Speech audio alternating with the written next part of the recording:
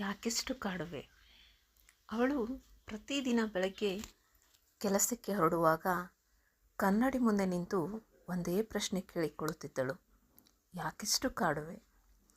ಕಾಡುವುದು ಯಾರಿಂದಲೂ ಅಲ್ಲ, ಅವಳನ್ನೇ, ಅವಳ ಮನಸ್ಸು. ಬಸ್ ನಿಲ್ದಾಣದಲ್ಲಿ ನಿಂತಾಗಲು, ತರಗತಿಯಲ್ಲಿ ಮಕ್ಕಳಿಗೆ ಪಾಠ ಹೇಳುವಾಗಲೂ, ಮನೆಗೆ ಮರಳಿದ ಮೇಲೆ ಅಡುಗೆ ಮಾಡುವಾಗಲೂ ಒಂದು ಸಣ್ಣ ಧ್ವನಿ ಒಳಗಿಂದಲೇ ಕಿವಿಗೆ ಬೀಳುತ್ತಿತ್ತು. ನೀನು ಇನ್ನೂ ಏನೋ ಆಗಬೇಕಿತ್ತು, ಏಕೆ ಇಲ್ಲಿ ನಿಂತುಕೊಂಡೆ. ಒಮ್ಮೆ ಅವಳು ಕನಸು ಕಂಡಿದ್ದಳು, ದೊಡ್ಡ ಸಾಧನೆ, ಎಲ್ಲರ ಮೆಚ್ಚುಗೆ, ತನ್ನದೇ ಆದ ಗುರುತು. ಆದರೆ ದಿನಗಳು ಜವಾಬ್ದಾರಿಗಳ ನಡುವೆ ಕರಗು ಹೋಗಿದ್ದವು. ಗಂಡ, ಮಕ್ಕಳು, ಕೆಲಸ ಎಲ್ಲವೂ ಅಗತ್ಯವೇ.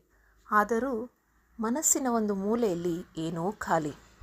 ಆ ರಾತ್ರಿ ಮಲಗುವಾಗ ಅವಳು ಹಳೆಯ ಡೈರಿಯನ್ನು ತೆರೆದಳು.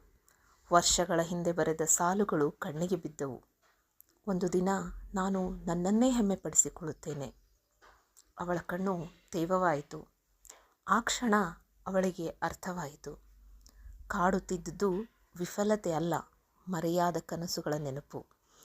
ಮರುದಿನ ಬೆಳಗ್ಗೆ ಕನ್ನಡಿ ಮುಂದೆ ನಿಂತಾಗ ಅವಳು ನಕ್ಕಿದಳು. ಕಾಡು ಎಂದಳು ಮನಸ್ಸಿಗೆ. ನನ್ನನ್ನು ಎಚ್ಚರಗೊಳಿಸಲು ನೀನು ಬಂದಿದ್ದರೆ ನಿನಗೆ ಸ್ವಾಗತ.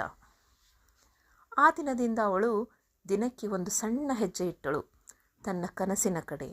ಕಾಡುವ ಧ್ವನಿ ನಿಧಾನವಾಗಿ ದಾರಿದೀಪವಾಗಿ ಬದಲಾಗಿತು. ಭಾವಸುದೆ.